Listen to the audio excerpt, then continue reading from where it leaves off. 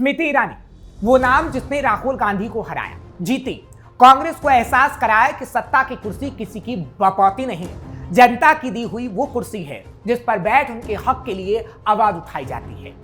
स्मृति ईरानी, वो नाम जो हारी, उन्हें गालियां पड़ी, लेकिन फिर भी डटकर विपक्ष का मुकाबला करती रही। और फिर आया वो टर्निंग पॉइंट जिसने स्मृति ईरानी को एक बार फिर चर्चा मिला दिया है।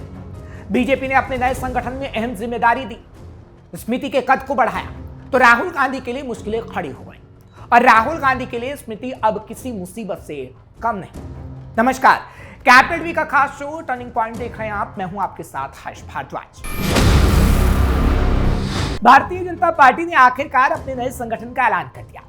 राष्ट्रीय अध्यक्ष नितिन नबीन ने नई टीम की घोषणा की, जिसमें कई पुराने चेहरों के साथ कुछ अहम वापसी भी हुई। नई टीम में सबसे ज्यादा चर्चा पूर्व केंद्रीय मंत्री स्मृति ईरानी की हो रही है। दरअसल 2024 के लोकसभा चुनाव में अमेठी से हार के बाद अब उन्हें बीजेपी के राष्ट्रीय संगठन में बड़ी जिम्मेदारी मिली है। स्मृति ईरानी को राष्ट्रीय महामंत्री बनाया गया है, यानी चुनावी हार के बाद भी पार्टी ने उन्हें संगठन की अहम भूमिका में वापस लाने का फैसला किया। नई टीम से एक बात स्पष्ट है कि बीजेपी ने संगठन में बदलाव की शुरुआत की। टीम में 13 राष्ट्रीय उपाध्यक्ष, 8 राष्ट्रीय महामंत्री और नए कोषाध्यक्ष बनाए गए हैं। और इस पूरी कवायद में एक नाम ध्यान खींचता है, वो है स्मृति ईरानी का ही। अमेठी की हार के बाद स्मृति ईरानी को राष्ट्रीय संगठन में बड़ी भूमिका देकर बीजेपी ने यह संदेश दिया है कि चुनावी हार से किसी का राजनीतिक सफर खत्म नहीं होता। स्मृति ईरानी को यूपी के लिए इस्तेमाल करेगी बीजेपी। उनकी राजनीतिक पहचान का बड़ा हिस्सा उत्तर प्रदेश और खासकर अमेठी से जुड़ा रहा। ऐसे में राष्ट्रीय महामंत्री के तौर पर उनकी भूमिका को यूपी के चुनावी नैरेटिव से जोड़कर देखा जाना स्वाभाविक है। खास बात यह है कि नितिन नबीन खुद यूपी के सांसदों के साथ बैठक कर चुके हैं। इन बैठकों में 2027 के चुनाव को लेकर जातीय समीकरण और पार्टी कार्यकर्ताओं के मनोबल जैसे मुद्दों पर चर्चा हुई। और खास वजह यह रही कि उस चर्चा में स्मृति ईरानी का भी नाम सामने आया था, तो सूत्रों के हवाले से खबर मिली और आज उन्हें संगठन में शामिल किया गया। हार के बाद स्मृति को फिर इतनी बड़ी जिम्मेदारी क्यों? स्मृति ईरानी की कहानी बीजेपी में थोड़ी अलग रही है।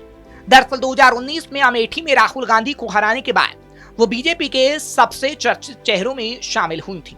2024 में उनकी हार बड़ी राजनीतिक खबर बनी, लेकिन उसके बाद भी पार्टी ने उन्हें संगठन से बाहर नहीं रखा। अब राष्ट्रीय महामंत्री की जिम्मेदारी मिलने का मतलब है कि पार्टी उनके राजनीतिक अनुभव और संगठनात्मक क्षमता का इस्तेमाल राष्ट्रीय स्तर पर करना चाहती है।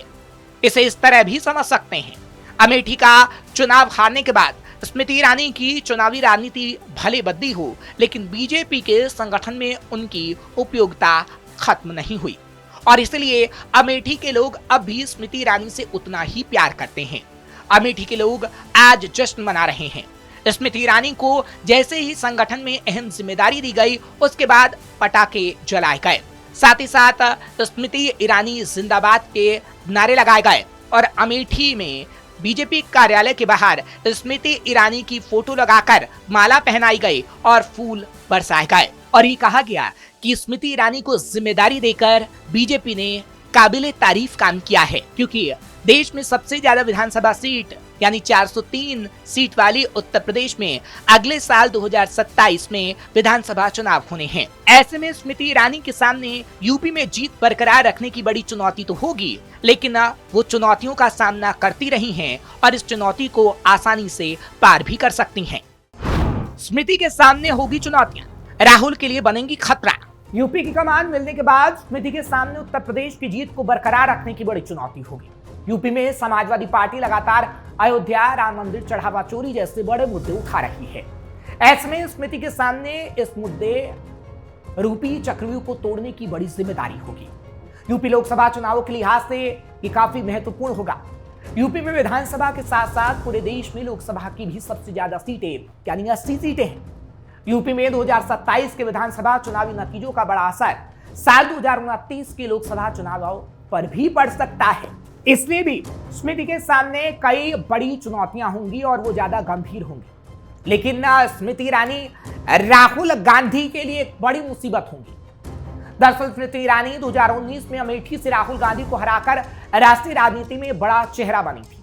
लेकिन 2024 में कांग्रेस के किशोरी लाल शर्मा ने उन्हें 1,67,196 वोटों से हरा दिया था। इसके बावजूद बीजेपी ने उन्हें राष्ट्रीय स्तर पर फिर अहम भूमिका दे दी है। यह संकेत इसलिए भी अहम है क्योंकि 2027 में उत्तर प्रदेश में विधानसभा चुनाव होने हैं और 2029 में लोकसभा चुनाव। बीजेपी के लिए यूपी सबसे महत्वपूर्ण राजनीतिक मैदानों में से एक है और पार्टी संगठन पहले से ही राज्य में चुनावी तैयारियों को तेज कर चुकी है। स्मृति अमेठी सीट पर राहुल गांधी को 2019 में हराकर पहले ही खुद को साबित कर चुकी हैं। यूपी के अमेठी को शुरू से ही कांग्रेस परिवार का गढ़ माना जाता रहा है। साल 1967 में अमेठी को लोकसभा सीट का दर्जा मिला। इसके बाद से यह सीट गांधी परिवार का गढ़ मानी जाती रही। अस्तित्व में आने के बाद से ही पूरे 31 साल तक यहां कांग्रेस काबिज रही, लेकिन स्मृति ने कांग्रेस के गढ़ में घुसकर जीत हासिल की और एक बार फिर कहा जा रहा है कि राहुल गांधी के लिए स्मृति ईरानी मुसीबत बनकर आई हैं और 2029 में राहुल गांधी को बड़ा नुकसान होगा। 3 बार लगातार जीते राहुल, स्मृति ने हराया। साल 1999 में सोनिया गांधी ने यहां से चुनाव लड़ा और संजय सिंह को पूरे 3 लाख से ज्यादा वोटों से हराया। इसके साथ ही यह सीट दोबारा कांग्रेस के खाते में आ गई। फिर साल 2004 में सोनिया गांधी ने अपने बेटे राहुल के लिए रास्ता बनाया और खुद रायबरेली से चुनाव लड़ा। राहुल अमेठी से 2004, फिर 2009 और इसके बाद साल 2014 में 3 बार लगातार सांसद रहे।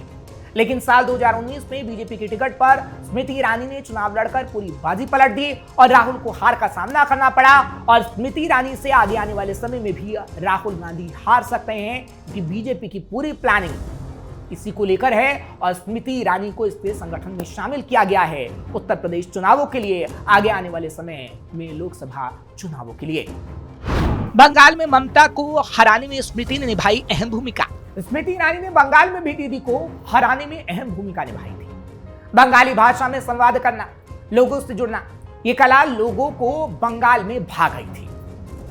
वो बात तो आपको याद होगी जब स्मृति ईरानी ने कहा था, तुमी बांग्ला बोलते पारो, अमी ओ बोलते पारी, आमारो दादुरो बारी एखाने, आमरा सब भारतवासी एखाने जन्मो नीची तो आमरा कोथाई बेरेक लोक। इसका मतलब है कि आप बंगला बोल सकते हैं, मैं भी बोल सकती हूँ, मेरे दादाजी का घर यहाँ है, हम सभी भारतीय हैं, बांग्ला बोल सकते हैं, भारत में जन्मे हम बाहरी कैसे हो गए।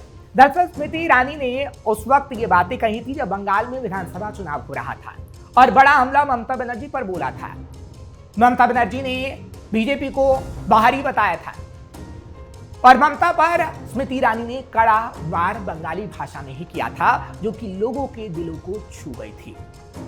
ईरानी राज्य भर में चुनाव प्रचार कर रही थी और उनके लिए न केवल उनकी धारा प्रभा बंगाली भाषा काम आ रही थी, बल्कि बीजेपी पदाधिकारियों का कहना था कि लोगों से जुड़ने की उनकी क्षमता, उनका आकर्षक व्यक्तित्व और उनकी व्यापक लोकप्रियता भी पार्टी को मतदाताओं तक पहुंचने में बंगाल में मदद कर रही थी। ईरानी का जन्म एक बंगाली माँ और एक पंजाबी पिता के घर हुआ था, इसलिए बंगाली भाषा स्मृति ईरानी को आती है और कई भाषाओं में स्मृति ईरानी की अच्छी पकड़ है। स्मृति ईरानी को जमीनी स्तर पर जबरदस्त प्रतिक्रिया भी मिल रही थी। उनकी धारा प्रवाह, बंगाली और लोगों से बात करने का उनका स्नेहपूर्ण तरीका महिला मतदाताओं से जुड़ने में कामयाब साबित रहा। उनका मातृत्व भाव और लोगों को तू ही कहकर स्वीकार करने की उनकी सहज आदत लोगों को पसंद आ गई और बंगाल में बीजेपी जीत गई, जिसमें स्मृति ईरानी की अहम भूमिका रही। पंजाब में अहम भूमिका निभाएंगी स्मृति। वहीं अगर बात पंजाब की करें तो बंगाल की तरह स्मृति का अनुभव पंजाब में भी काम आ सकता है। भारतीय जनता पार्टी की वरिष्ठ नेत्री और पूर्व केंद्रीय मंत्री स्मृति ईरानी का पंजाब से गहरा नाता है, क्योंकि उनके पिता अजय कुमार मल्होत्रा पंजाबी पृष्ठभूमि से हैं। वो अक्सर खुद को पंजाब की बेटी तक बता चुकी हैं। पंजाब और आगामी राजनीतिक गतिविधियों में उनकी भूमिका को लेकर काफी चर्चाएं हैं। वो पंजाब के दौरों और सम्मेलनों जैसे जीरकपुर में विकसित भारत संकल्प सम्मेलन में हिस्सा ले चुकी हैं, जहां उन्होंने पंजाब की कानून व्यवस्था और विकास कामों पर भी अपनी बातें रखी। पार्टी संगठन में उनकी हालिया नियुक्ति को पंजाब और उत्तर प्रदेश के आगामी राजनीतिक घटनाक्रमों से भी जोड़कर देखा जा रहा है और इसलिए स्मृति ईरानी का नाम इस वक्त काफी चर्चा का विषय बना हुआ है। स्मृति ईरानी ने केंद्रीय मंत्री के रूप में भी अपनी भूमिकाएं निभाई हैं। प्रधानमंत्री नरेंद्र मोदी की सरकार में उन्होंने कई मंत्रालय संभाले हैं। मानव संसाधन विकास मंत्रालय, कपड़ा मंत्रालय, महिला एवं बाल विकास मंत्रालय, सूचना एवं प्रसारण मंत्रालय। फिलहाल ये कहा जा सकता है कि देश में अगले साल उत्तर प्रदेश, उत्तराखंड और पंजाब समेत 7 राज्यों में विधानसभा के चुनाव होने हैं। इसके मद्देनजर भारतीय जनता पार्टी यानी बीजेपी ने अपनी तैयारियों को पुख्ता करने के लिए नई टीम बना दी है, जिसमें स्मृति ईरानी की भूमिका अहम होगी, जिससे विपक्ष को तगड़ा झटका लग सकता है और उसकी तस्वीर हमने आपको दिखा दी है। आपको ये खबर कैसी लगी कमेंट सेक्शन में जरूर बताएं। खबर को लाइक शेयर करें, कैपिटल टीवी को सब्सक्राइब करना मत भूलिएगा।